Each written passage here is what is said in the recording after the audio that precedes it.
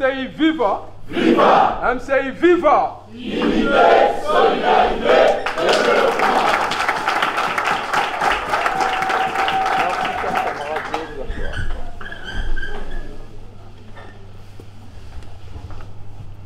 Je vais commencer par me présenter d'abord moi-même. Je m'appelle Mechi Thierry. Je suis le président fédéral des Tchangou. De l'entrée des jeux, je vais présenter aussi les différentes communes que nous avons. Nous avons 5 communes et ils sont représentés valablement ici dans la salle. Nous allons commencer par la commune de Ndjili. Nos chers frères de Ndjili, vous pouvez vous arrêter.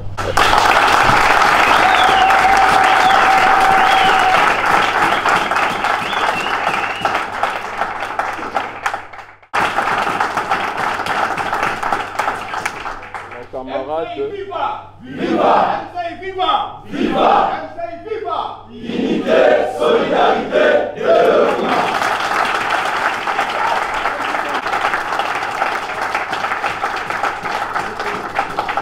Nos camarades de Kimbanseke.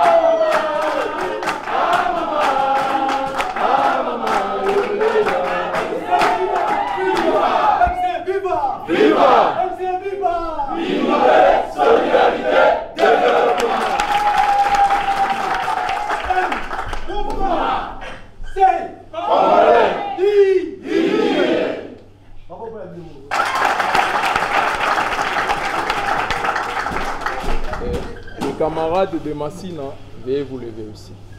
Viva! Viva! Viva! Solidarité, développement!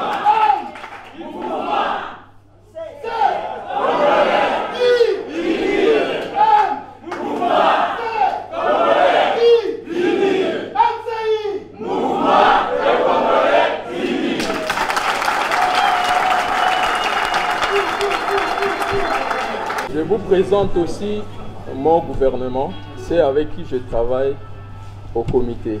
Chers camarades, veuillez vous lever.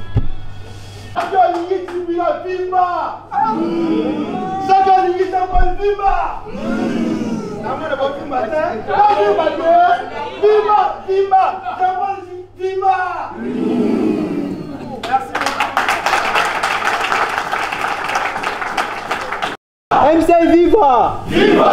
MCI viva! Viva! Solidarité, développement!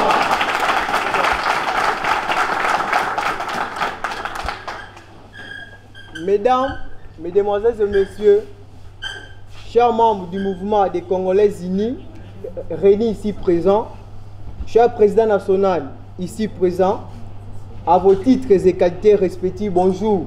Bonjour. En cette excellentissime journée de rencontres avec notre autorité morale du mouvement des Congolais unis, dans les soucis de bien vouloir redynamiser toute la fédération de la Tchangou, l'honneur nous échoit très respectueusement de manifester notre liesse en ce jour qui s'avère faste. Sur ce, cher estimé camarade Jean-Paul Sivioula Ilunga, président national, notre autorité morale, chers camarades présidents, vous constaterez ici scrupuleusement un silence inentendu pour les uns et les autres. Ne soyez pas timorés, encore moins sidérés, mais soyez-en rassurés qu'il s'agit bel et bien d'une écoute, des considérations à votre auguste personne.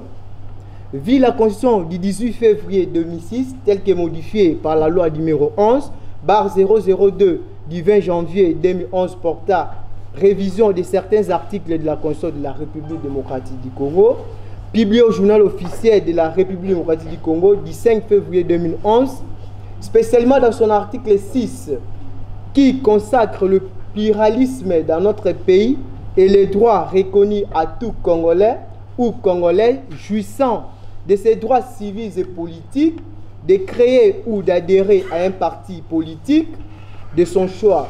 Tenant compte de la loi numéro 04/00 du 15 mars 2004 portant organisation et fonctionnement des partis politiques en République démocratique du Congo. Considérant l'attachement du peuple congolais à la liberté, à la justice, au développement, à la solidarité, à la cohésion nationale et au rejet des antivaleurs, conscient de la volonté et des défis du peuple congolais à prendre en main sa destinée, en tenant des immenses potentialités qui regorgent la République démocratique du Congo, appelée à être locomotive du continent africain. Conscient que notre système économique est bien longtemps caractérisé par le paradoxe entre, d'une part, une économie faible essentiellement extractive et manque d'emploi au caissement d'un sous-développement, au caissement ou sous-emploi chronique, allais-je dire, et d'une part des potentialités du sous-sol et des sols immenses avec des compétences humaines très dynamiques dans divers domaines presque sous-utilisés. Rassurer que seuls les Congolais respectueux des lois et des valeurs républicaines peuvent permettre à ces peuples de s'épanouir dans la paix et de créer un état de droit fort au cœur de l'Afrique. Nous, membres du Parti Mouvement des Congolais Unis, MCI en sigle, ici représentés, vous corroborons sans aucune flagornerie de notre part, soutenant de notre alma mater qui est le MCI, vous affirmons en toute dernière énergie que la participation et le soutien au sein du dit parti, tel qu'énuméré, nous restons et demeurons indéfectibles. Que vive la République démocratique du Congo, que vive le mouvement des Congolais unis, que vive le district de la Tchao. Je dis et je vous remercie.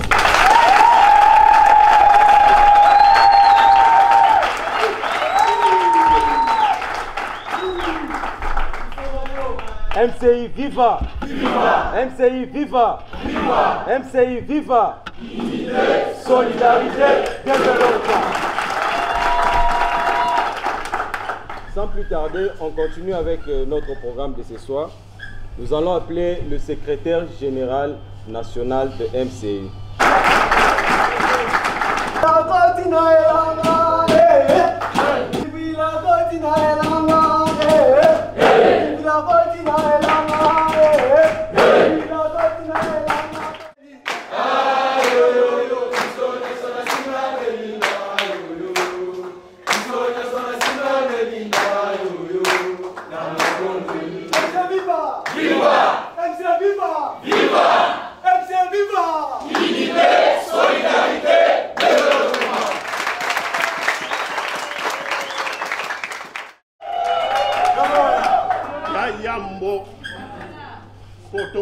Esika bokomona mokolo makambo azali mais tozalaka na lingomba soki bosali parti politique lingomba ifu ezala po etambwisa makanisi ya bana mboka ebonga te ya yambo bokomona bai politique babengi yango membre ya bureau politique ya parti politique oyo ya biso pe ya bino tina soko bomoni ena nzela bobita oana azawa ya biso na conseil ya bandeko bakonzi oya membre bureau politique ya MCI boteleme po bandeko na bino batala bino mala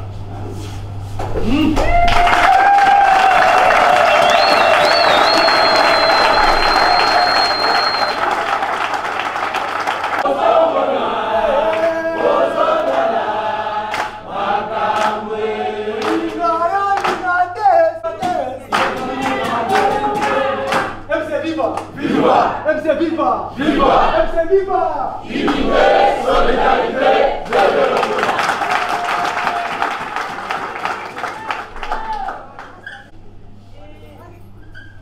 Tozali na ba secrétariat exécutif national. Bango bazali lokola banzeneneke. Elingi koloba bazali ba ministre bakoza kobe pembeni na bino soko makambo mazali bokoloba na bango. Bango bayebisi ngai. Nga na memi yango epa ya kumu. Eza boete? Na kosenga na bandeko na ngai ya conseil exécutif, secrétariat exécutif national, botela menanu ba mona bino.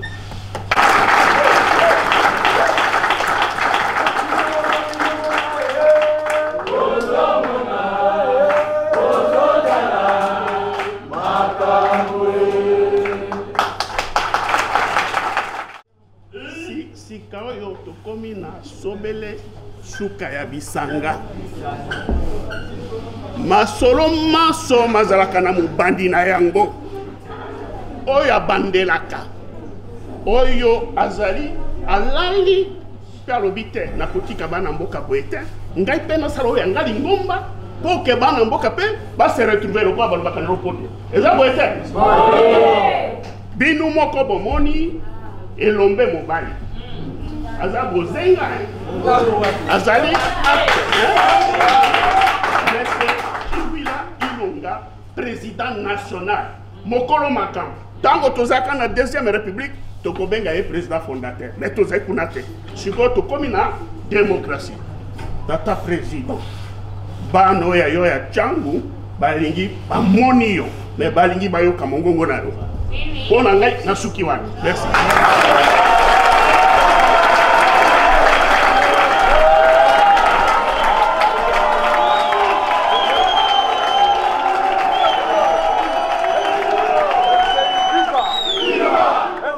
Viva! Viva! MCI Viva! Unité, solidarité, développement!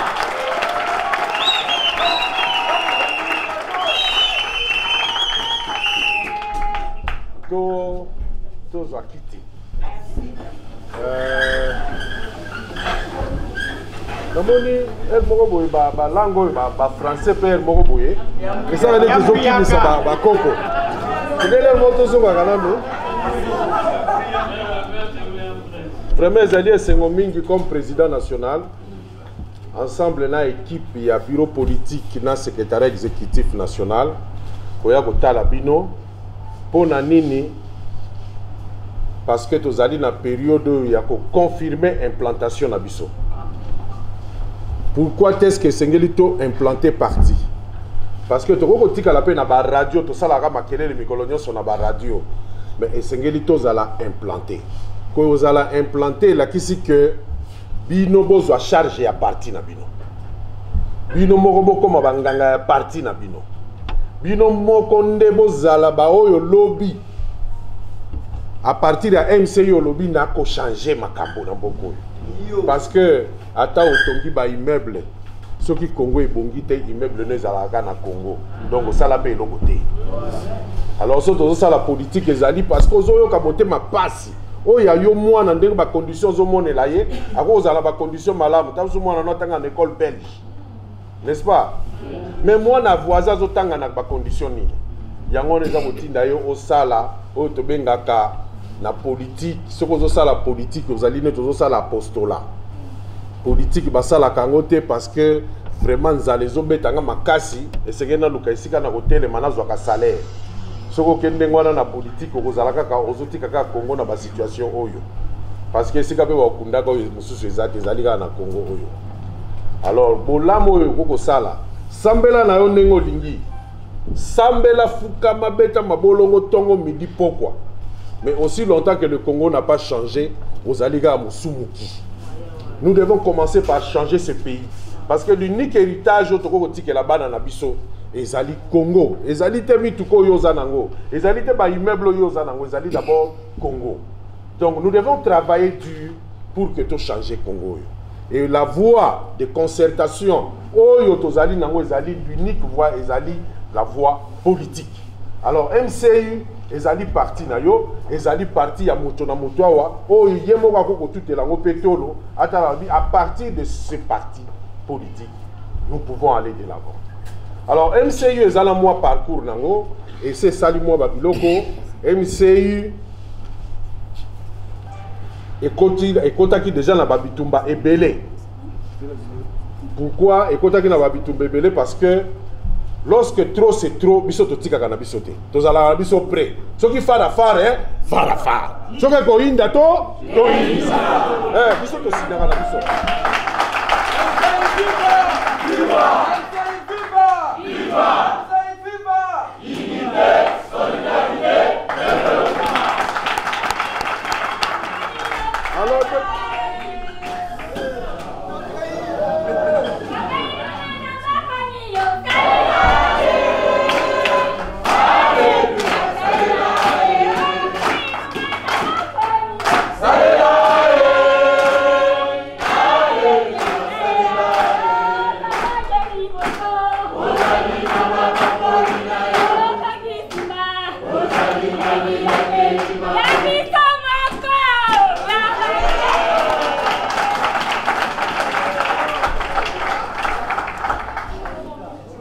alors, ne va ebisinga babi non. Omoni na Kinshasa, président national, bao ba signa ka ndenge yo signa ka wana, bazaka d'abord na changa. Oh, bazaka de kuna bi abi mo safa. Alors ensemble, tozala un bloc. Bloc wana lobby tozala ki na FCC cash. N'est-ce pas? Parce que balakisa ki mokonzi ya mboka balobi non non. FCC cash ndeko simba pour que tout le monde congolais na crise. Tout le monde Congo na situation ezali. Lelo et longo FCC cash est comme union sacrée. Biso MCI to boyi pété, to bi bon c'est bon parce que FCC a ngopé na cash to banango mona ngopé clair té. To que na union sacrée. Mais si ko union sacrée ngo to ko mona nete comme fulu. Et comme il est fou, il y a un monde qui est fou. Tout ce qui est fou.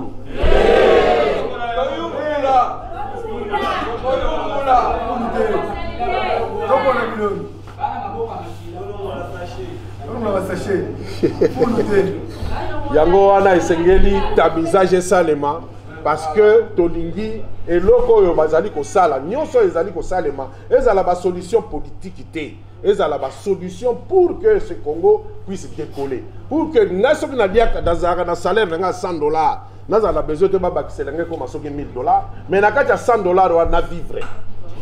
Na futa ndaku na dia du 1er au 30. Ndep eloko ka biso congolais to sengi. To lobite que to vanda kana bandako boka bila biso biloko akolia. N'est-ce pas? Biso to linginde na sala ka busala danga o muke na zuaka. Nako kisalango fin du mois. Totika ba aventure kingani ya check kingani kal. To ya chaki kal, o ya check ba aventure na peto to lebu. Ba baza pemenya mo constitution bazo ko kopese ba idée malamu te. Allez.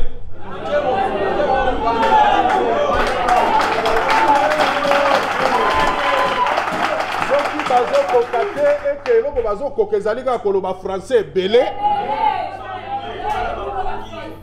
Alors toi Sabango, foutez-nous la paix. Musala wana bazo sala pembeni na mokonzi ya mboka comme il est tindika chakal. Nani achaka bino kal. Bino nde bokota kana tongo bo makape na poko nani achaka bino kal. Boye bisabiso kasi nani yango biso boko to s'occuper na ye. N'est-ce pas? Mais bazo bisabiso te. To globalizango ezali FCC.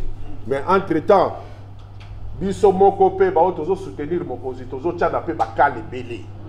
Alors, ce que vous avez conseillé na présidence yebise keba na yo. Etikali muketo ke no sala la bino sit-in.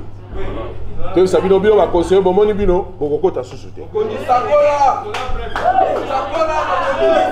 Ba député to mané ko indi c'est la bango ba bana kokota te. Etikali siko ba conseiller. Alors, ndelo toza ko senga boye. Biso na MCU soki lelo ezali kokuta na bino bakonzi ba oyo bozali kotelemela ba comité na ba commune na biso ezali pour que tozo linga to sala installation na bino officielle bino neti bozali ba responsable na ba commune est-ce que bozali koyeba que bozali na droit bino bozali d'être ba éclaireur bozali ba oyo soki na kimba c'est que problème ezali mais kende ko senga audience c'est pas Gentini en tant que président sectionnaire ya Kimba Seke. Si Kimba Seke ça ne va pas, Koutana na Bourgoumès, Koutana na Gentini, où est le mal? Le parti est officiel. Pour que ba reconnaître le président national, les aliteka angamoko na lamuki na tongo na comme président national, ministère de l'intérieur paye komaka. Que yo au mérité aux ala président national la place wana. Parce que on sait ko biloko kili, oyebika congolais soka linga tcho bakal. Ako koton disi ça au camion na ba papier. Mais fin de fin, on gagne kaka. Alors, nenge tozali awa, tozali ba responsable. Bande ko na biso bazali na kati ya ba avenue, bazali na kati ya ba quartier. Nani akotelemela bango? Ezali yo. Bino ba o bazali na kati ya komita, nde bozali na droit wana okende okuta na bo. Soki bourgmestre aboko yamba bino benganga kasi. Benga fédéral, soka boyi pe ko yamba benganga yi. Donc le titre au côté kuna na kati pe boko vanda bolobi likambo na bino. Soko kuta na mokonzi ya régie des eaux, mokonzi ya SNEL, ya awa na changu wao. Vous avez le droit. Mouto ko sabinote que oh il faut qu'on les laka. Jésus ne viendra pas résoudre le problème de l'électricité. Jésus ne viendra pas résoudre le problème d'eau. C'est toi et moi qui devons résoudre le problème d'eau et d'électricité.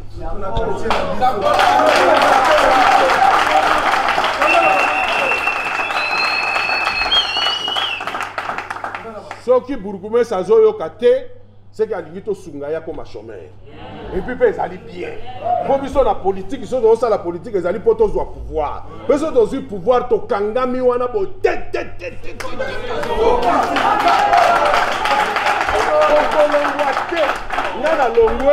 c'est la côte. C'est la longue qui m'a fait la côte.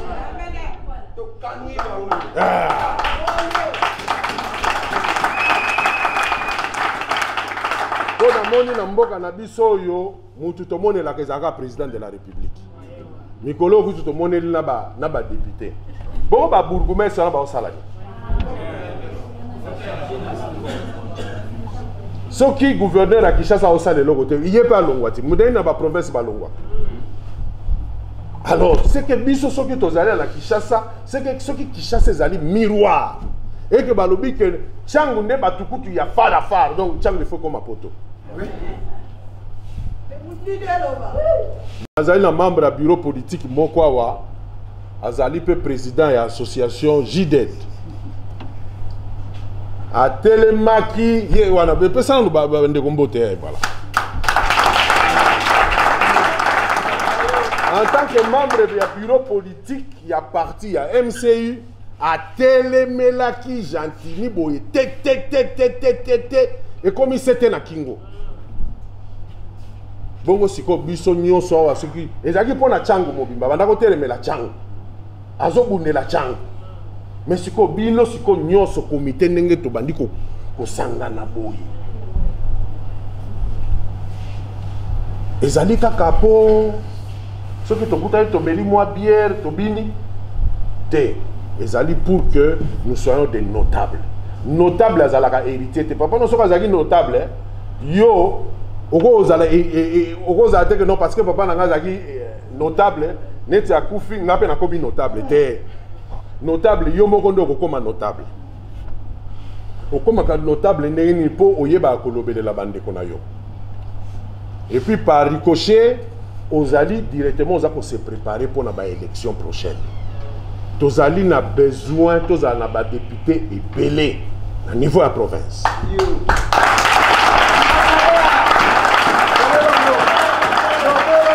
Tozali na besoin ya ba députés nationaux.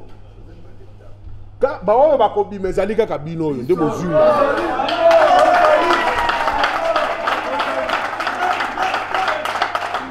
Tozali viva! Viva! Viva! Viva! Viva! Unité, solidarité,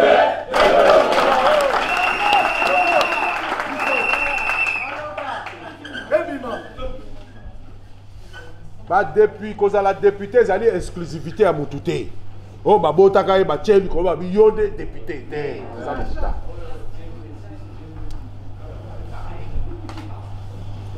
Ba élection na niveau municipal, n'engue chef de l'État lobaki. Donc biso sengeli toza la prêt tous les jours.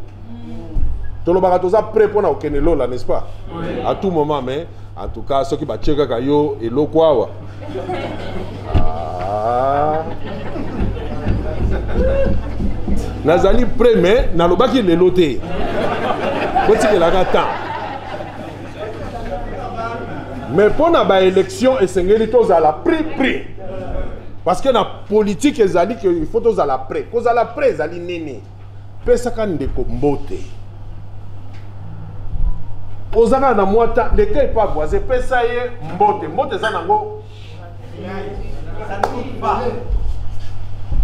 Okoki koko ma député lobité, soki po na yo, oko ma député lobby esengeli mbongo. C'est que ozali mutu mabe. Un député se prépare aujourd'hui. Kalamingi Koutouté, Seni a parti. Commission CEP, commission électorale du parti.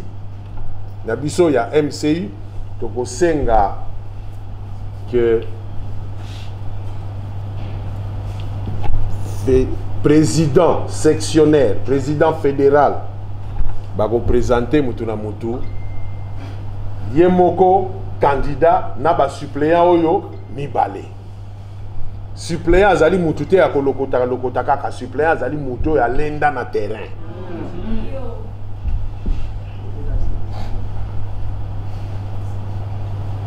tokendaki kozala pe ba tokotaki na alliance na FPAU pour que, parce que y a biso qui tozali biso moko kaka MCI toko kende na biso mais poto kende musika et sengeli toza l'ensemble na baninga. Alors to salaki na bango alliance de sorte que na alliance wana to kende na union sacrée. Tozali d'accord, to ndimi yango mais biso MCI to sengaki boy. Parce que tout ça là déjà réflexion avant tout le mais mbongo yo basalisi basotu mouton 57 millions de dollars. Ce qui va payer ça 2 millions de dollars dans chaque province. Basalaga bilanga masango. Yakanisi lelo mais le toko mote ka kutu masango libanda mais to côté ce qui na 4e récolte. Faut que ça mo konzité faut que ça ngai na yo congolais. Parce que mon konzi azali wana po ayoka azwa décision. Sikoyo soki ngana yo to lambi li solo et puis to ligi mutu mususu ta pousa na pemene ya mokonzi to kotsa mokonzi na erreur. Alors esengeli biso moko ba congolais to yeba que tout ce que nous faisons aujourd'hui c'est pour notre pays. Yo organisa que yo zoli mbango mbango yo kokufa lobite nzambe kuta ko boya. Yo kutunde il faut mona film mango tina suka.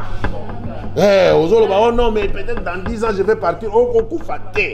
Ozaka kao. Eh, oko. Nani a permettre au kufa. Il faut vivre en mon ango. Oh yo kanisa ike ko si la noki et si ripété. Na MCI na rappelé bino lisusu tozala ba candidat. Et sengeli tozala ba candidat ebele. Ngamoko na kozala d'abord candidat. Na kozala la députation provinciale national, na président de la République.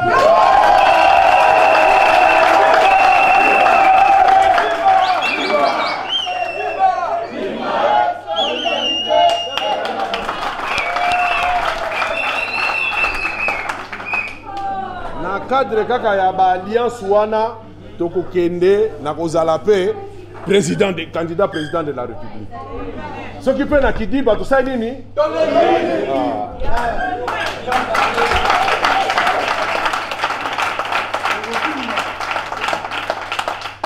Voilà, nous ces alliés la qui s'accueillent et c'est que tout travailler ma casse à partir d'aujourd'hui. Ce qui te banait que croiser ma boko, tout fungwama, tout téléma, tout travailler pour notre pays parce que c'est unique et là comme là mon coco ça na mokili les alliés kako sale la Congo. D'ailleurs tout ça va pas ne va pasteur bazali a. Bali bakolimbe sanga moi moké. Bazali belé, hein. Ah, voilà. C'est déjà la monnaie. Mais si quoi,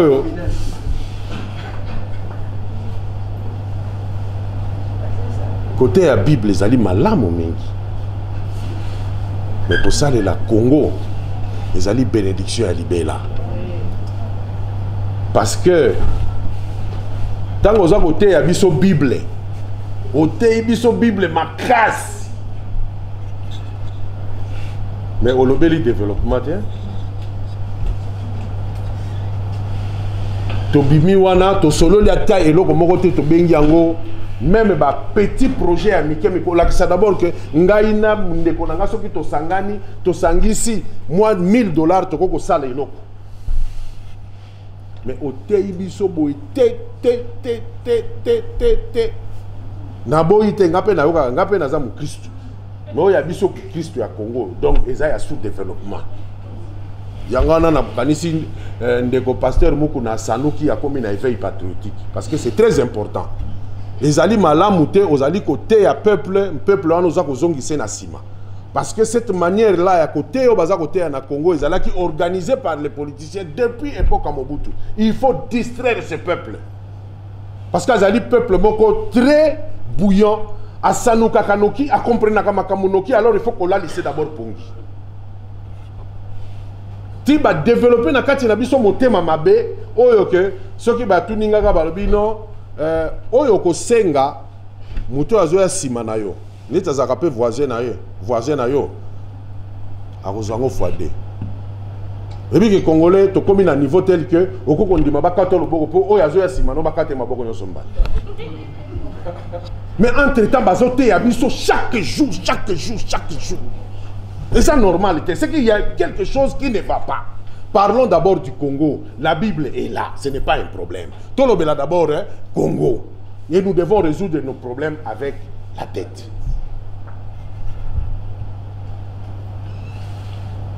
Alors, réveillons-nous, parce que ce Congo nous appartient tous. Tokobunda bitumbate, tokende kozwa masasi manduki te, parce que manduki yanozo ke nobo manani. Et pourtant, qui te travaillent ensemble, nous allons avancer.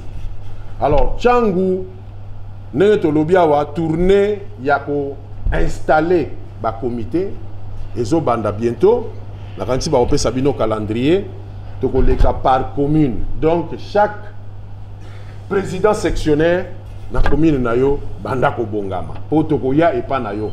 To lelo mutula mutabata misi mabaninga o tozaki quand même ebelete yo moko comité na yo ezalaki ya kokoka na moni ba comité musu ezaka kokoka te n'est-ce pas oui. Mais eza trop tard te et logo to lingi ezali que MCI nenge botami ezala bien privé te MCI ezala parti yanga na yo parce que mutu moko nda bandaka initiative abengi baninga ndenge to bengani biso nyonso boy ezalika ke loko nanga privé et comme déjà ya biso nyonso parce que mutu nyonso aza ko dépenser na temps na ye aza ko dépenser mayele na ye aza ko travailler et c'est ngeli que to banda to sala bien organisé to banda ko se concerter so to za na likambo ko sala to sali yango na ndenge ya malamu nakanisi basenga kibino pe moi memo oyo ya changu oyo toko kotisa na cadre ba négociation ya union sacrée to lingi to zala na moi fiche technique ya ba réalité alors bino ba président sectionnaire na ba comité na bino na kanisi bo yebi changu ti na motolu na ye n'est-ce pas oui. Changu eza ko héberger aéroport international il y a RDC la premier aéroport international il y a RDC Mobimba bourgmestre à côté ça combien de pourcentage na ndenga compte aéroport nani angwa sa tuna pardon na ba taxe parce que tant que to futa ka billet avion na kati ba taxe ezali et puis ba kamata ba bakise la biso soki go pass ba bakise la biso soki nani ni wana kaka bino bana changu ba konzi ya changu na sengi bino bokene bokuta na bourgmestre botu na ye pourcentage combien chaque passager oya voyageaka na ba mbongo to futa ka ba taxe ba kotsaka combien na commune banani ba promettre nga ba osala opération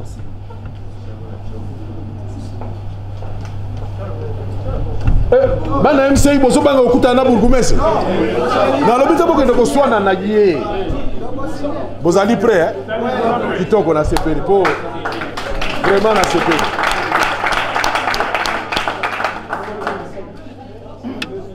bokende bokutana na ye toyeba commune ekotisaka combien na ndenge eza ko héberger aéroport soki ezali clair te tosaleli yango nini rando tofongoli yango affaire ekomi likambo na biso tosombi mpe likambo yango ti tokomata nango ti pa fati akoyoka biso ye moko alekaka awa kala ndenge akendaka bo mpe ndenge azongaka bobie na cité oyo tokokota tokokuta ata na telefone tokozwa ye pour que makambo wana ezala clair parce que chaque commune doit faire des recettes ba recette à ba commune ezali wapi et puis toza komi poser question comment expliquer que yo gouverneur moko mutu moko oza ko gérer 24 communes d'abord au sala réunion na bango ndeni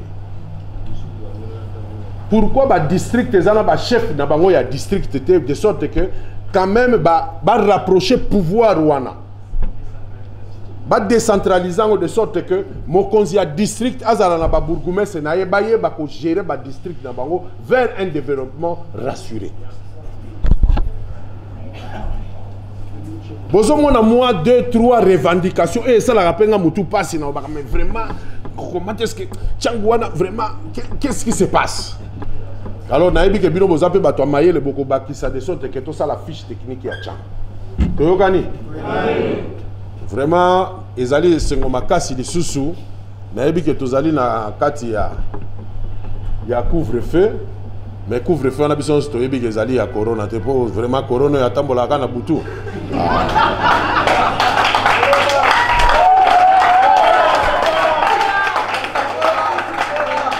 to yebi ke couvre-feu wala ezali poto mona clair en matière ya sécurité. Alors sécurité wana ezali l'intérêt na biso personnel biso moko d'abord parce que ceux qui m'ont conseillé azali na ba garde du corps rebellé azali bien sécurisé mais ngai na ndako ngana azali sécurisé ndengwana te donc sengeli to fongola misu malamu na butu pour que toyeba ke tozo sala nini ngai na tuna question mo nani ako izala na estimation ya population ya Tchang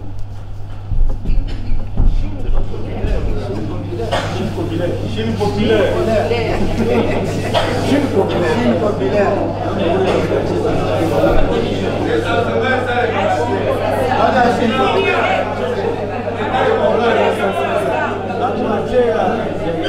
Vraiment.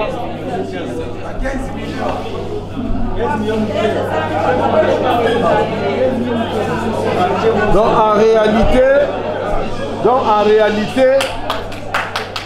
en réalité, ce qui est effectif,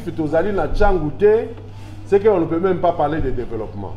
Parce que pour qu'on puisse développer un pays, il faut commencer par recenser. Il faut d'abord combien, les classes combien, adultes combien, et c'est que les toye banyo sona bao bazali na moi ba problème mental bazali combien nyon sona sengeli yebana mais ezali pas si toye bango donc poto solo alisola développement totika ko sa baninga parce que tozwa kaka la Belgique est kotaka na kati ya Congo 80 fois n'est-ce pas? Oui. Belgique est dans la population je crois il y a 11 ou 12 millions d'habitants n'est-ce pas? Siko Congo et c'est la population en Belgique. Ce qui y a 12 millions d'habitants, multiplions par 80 pour que le Congo se développe. Parce que la démographie compte. Circulation et monde en Tchangwawa. 24 heures sur 24, donc la circulation, il y a monde. Place démographie, le développement est juste un clin d'œil. Il y a un problème juste de mauvaise foi. Parce que ceux qui sont allés est belé. Mais bah, ça a 80 millions d'habitants et ça normalité.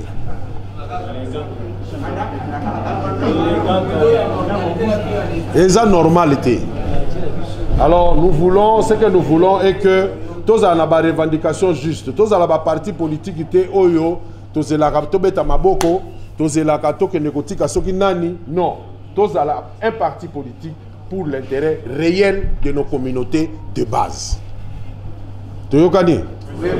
Alors pour cela, nous allons vouloir que jour ça la tournée, il y a pour installer la commune, Tokozalana représentant mon ministère intérieur, nakanisi beaucoup sungapé pour que chef de quartier Tonani, je crois c'est organisé dans ce sens-là, hein, de sorte que base à la paix présent, mais représentant au ministère intérieur wana nakoyanaye. De sorte que tout ça la makambo propre. Tout ça la makambo teneti ba parti moko on dirait tozo le kanzela tozo kende wapi. Kongo ya biso toza la kaka siko tozo sala mbango to kende wapi. Alors nous devons faire les choses proprement. Je crois dans une semaine commune bakoyebisa biso commune nini tokobanda ba konzi o bazali chargé ya implantation bakoyebisa biso tokobanda wapi pe tokosukisa na commune nini. Pona lelo soki mitune ezali na ko répondre. Mais pour lelo na moni ke to ezali mbala liboso to kutana soki to solo lipe mingi talaka ke ozala kitoko mingi te senge to solo la na dose o ekoki na yoke loko moko relevé wana ya malamu mingi par rapport ya ngobila ndenge azo ko décentraliser pouvoir te.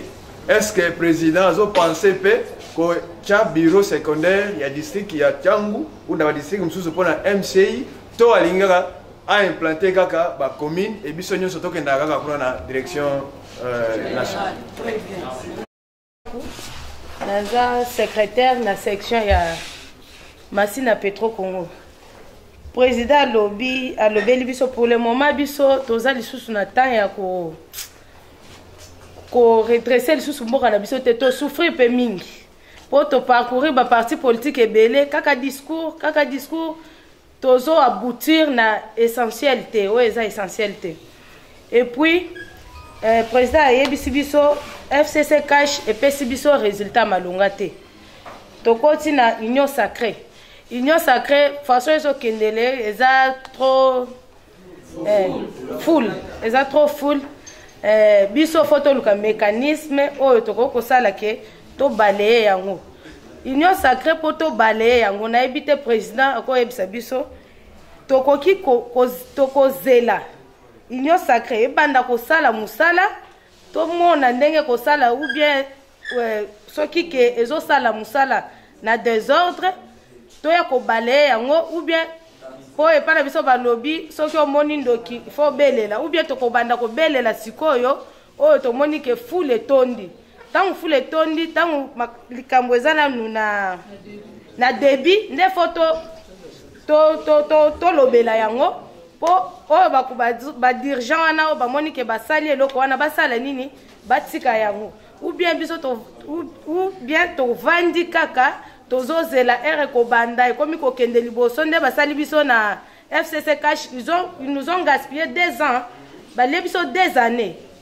Siko soki président Monique na kati ya union sacrée et quoi bouture te eza bien to banda na débit pour to faire taire dossier yango ya union sacrée ne question nga président akoko yebisa biso nini pona ye vision nini azomonela union sacrée soki ke ezota ekotambola bien te alobela biso po biso to sala nini to lobela yango nga komona nga le jeune Crispin Piana Naza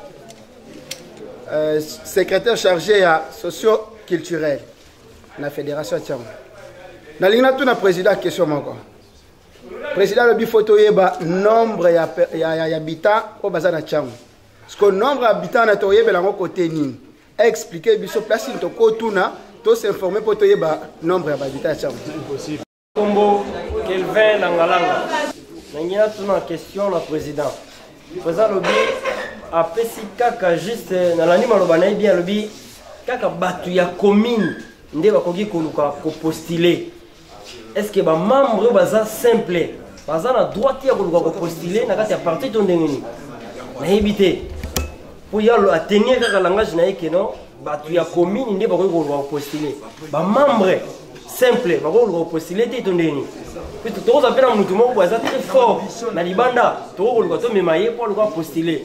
Mais tant qu'il y a na kati ya structure te avant postuler te wana na siège na bino ya Tchangu déjà baza koluka bureau pour que vous ayez un siège à Tchangou, vous ayez plus de pouvoir, vous ayez la tête, parce que on a besoin d'un air, ici, le temps où il y a un siège, tu peux un siège parce que pour la biso, tu divises, na MCI tu divises ville à Kinshasa en 4 provinces.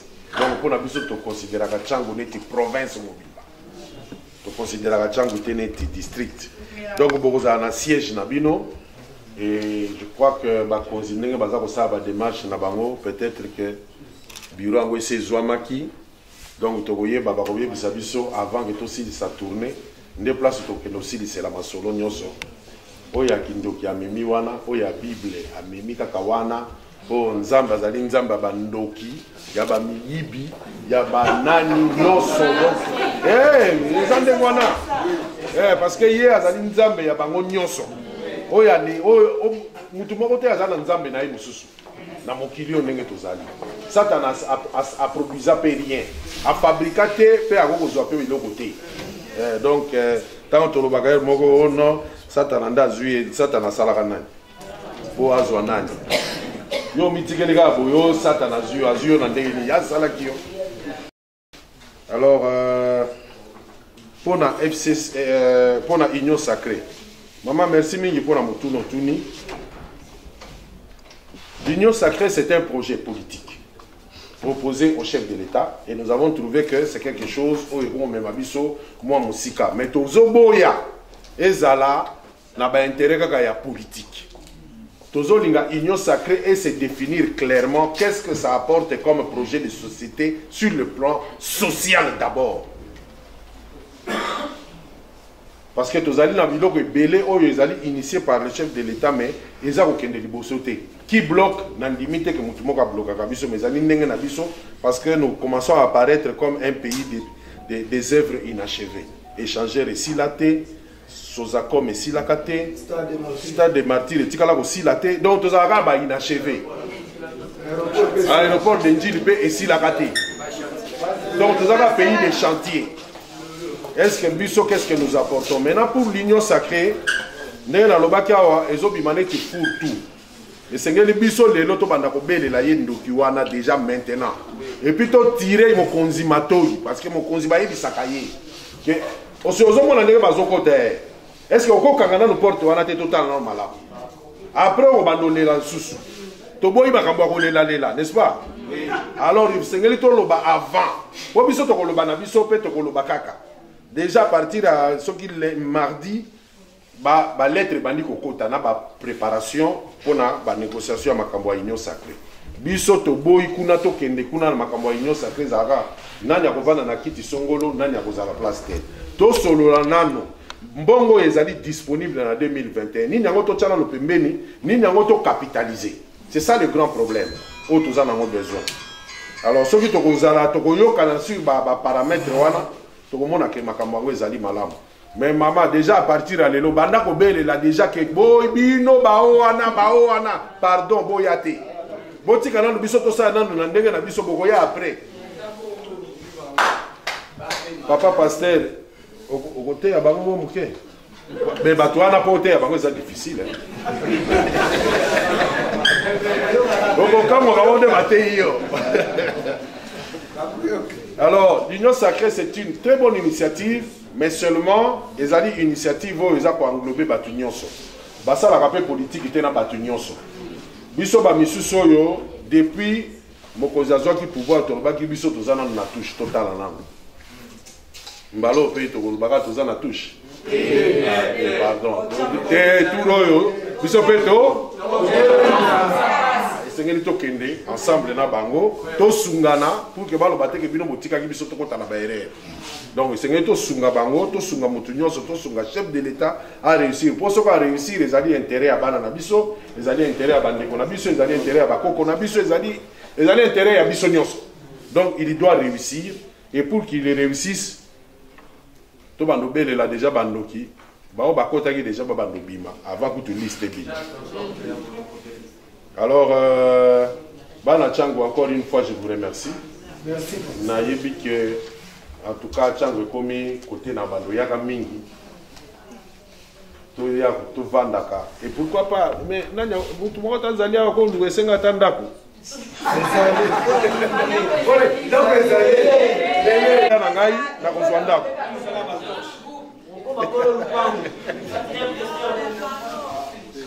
Alors, quatrième question, ici, na répondre déjà. Ma président sectionnaire, vous avez besoin, ceux qui ont clôturé awa, moi 2-3 minutes avant de rejoindre le comité Nabino, moi 2-3 minutes, il y a moi, du solo à Mouké, et puis, les Tokopanzana. MCI viva! Viva! MCI viva! Viva! MCI viva! Unité, solidarité, développement!